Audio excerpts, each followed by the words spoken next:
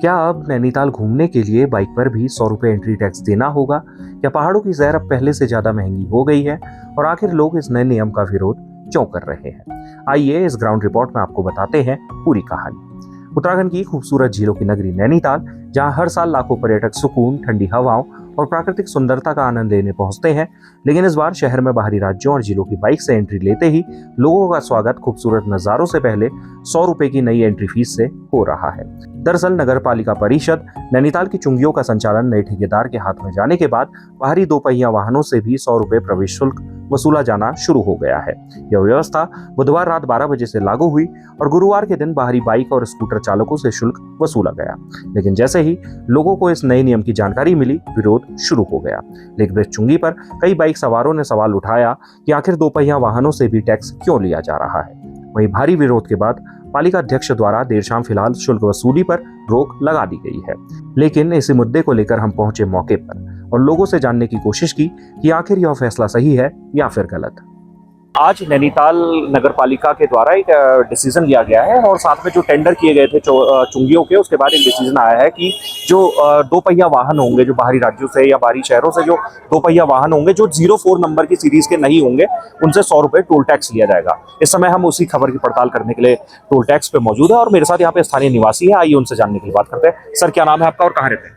मेरा नाम राधेश्याम कीर्ति है। ठीक है राधेश्याम जी, अचानक से एक फैसला आया है कि 100 रुपए टोल टैक्स लगा दिया गया है, तो क्या कहना चाहेंगे दोपहिया वाहन? दो पहिया वाहन क्या, यहाँ की व्यवस्था ही खराब है। किस तरह की व्यवस्था? बाहर के लोग आते हैं यहाँ, टोल ले लेते हैं ठेकों पे करोड़ों रुपए के, वो आम जन से वसूला जा रहा है। बाहर से लोग आते हैं दो भैया। हिंदुस्तान में कहीं नहीं है ऐसा, आप चल के देख लीजिए, आप सर्वे कर लीजिए। जिस तरीके का यहाँ प्रोपेगेंडा अपना ही है, अपने ही खजाने भरने हैं नगर पालिका को, आम जनता से उसे कोई मतलब नहीं है। कितना असर पड़ेगा टूरिज्म में? अगर हम टूरिज्म में तो सीधा साधा फर्क है, छोटे कारोबारियों को फर्क है। जब दो पहिया वाहन यहाँ से 5 किलोमीटर 3 किलोमीटर फर्क खड़ा रहेगा, इनसे ले रहे हैं, कल को हमसे भी ले सकते हैं ना, तो ये तो सीधा साधा फर्क है। जिस जो कारण आपको आज यहाँ छोटा दिख रहा है, वही कारण बड़ा बनेगा शहर को बर्बाद करने के लिए।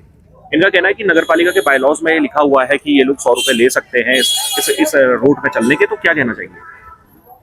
मतलब ये नगर पालिका एक बहुत बड़ा ब्रिज बनता है, बड़ी बड़ी सरकार ने उसको बनाता है, बहुत बड़ा ब्रिज बनता है, रोडें बनती है, तो वहाँ पे टोल नाके बनते हैं। लेकिन एक समय ऐसा आता है कि उस टोल नाके से फ्री कर दी जाती है गाड़ियाँ। लेकिन यहाँ का तो आज तक ना ही फ्री हुआ है, ना ही आने वाले समय में होगा, क्योंकि नगर पालिका की इनकम है।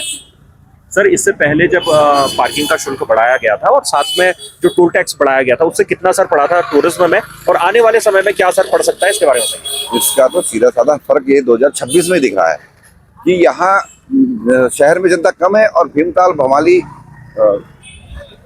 तो सीधा साधा फर्क दिख रहा है। क्या नाम है आपका और कहाँ रहते हैं? सर, मेरा नाम अमित है और मैं वैसे नैनीताल का वासी हूँ, पर अभी फिलहाल मैं साताल रहता हूँ। ठीक है अमित भाई, 100 रुपए टोल लेने लगे हैं यहाँ पे, तो क्या कहना चाहेंगे? क्या कैसे देखते हैं इसके बारे में?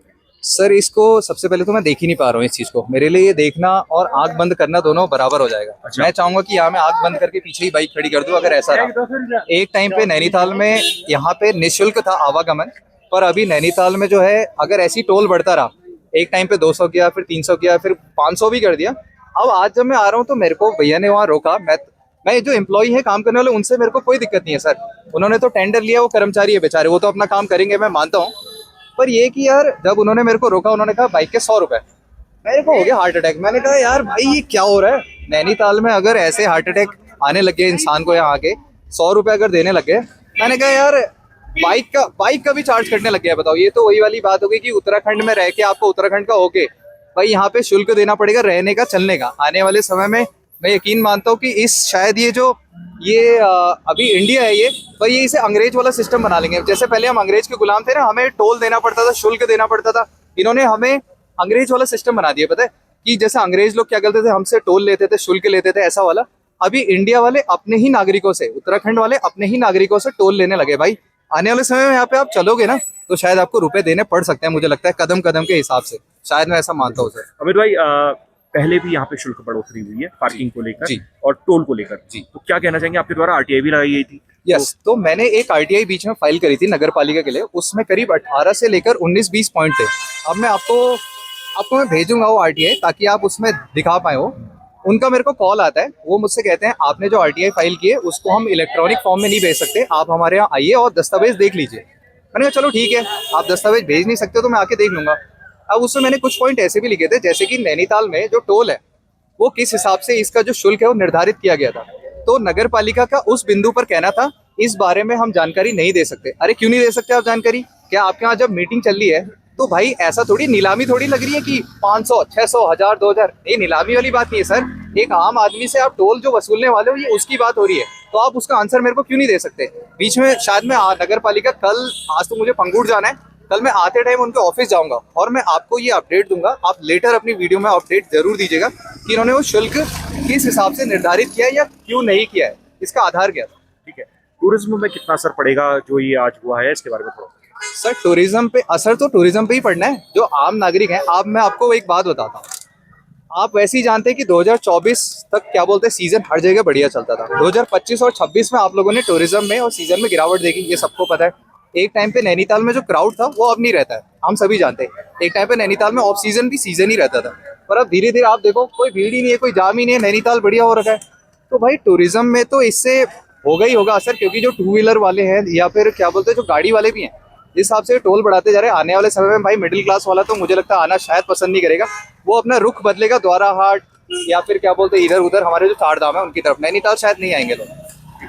मेरे साथ यहाँ पे स्थानीय टूर एंड ट्रेवल का काम करने वाले कुंदन जी मौजूद हैं और आइए उनसे जानने के लिए बात करते हैं।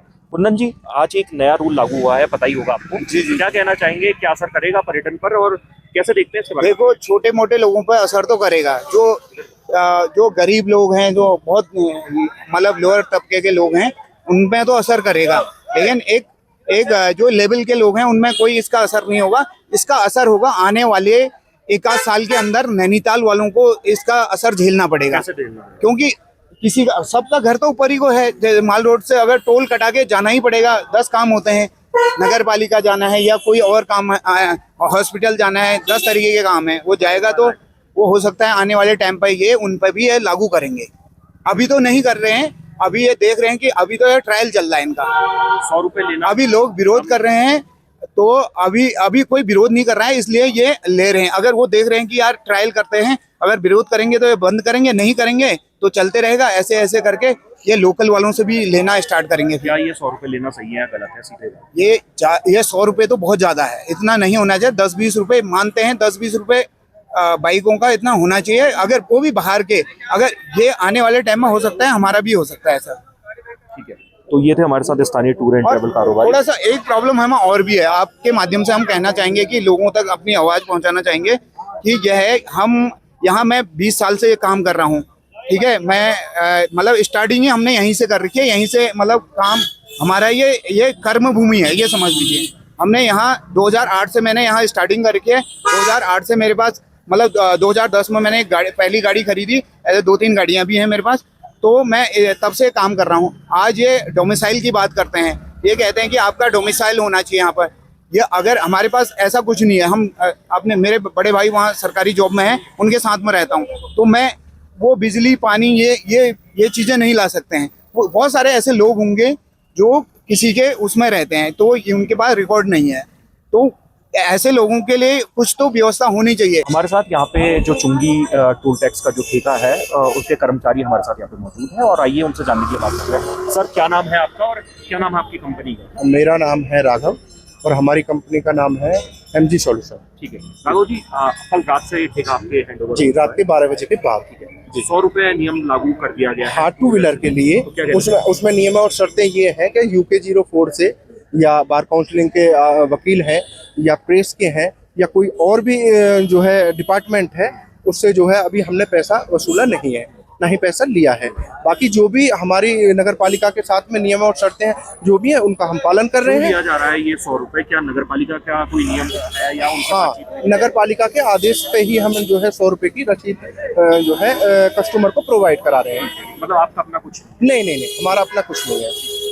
अगर नगर पालिका कहती है कि अगर आपसे ये नियम हटा दिया जाए तो क्या आप लोग हटा देंगे? बिल्कुल सर्वोपरि है जी, उनके ही नियम पे हम काम कर रहे हैं, प्रतिबद्ध है।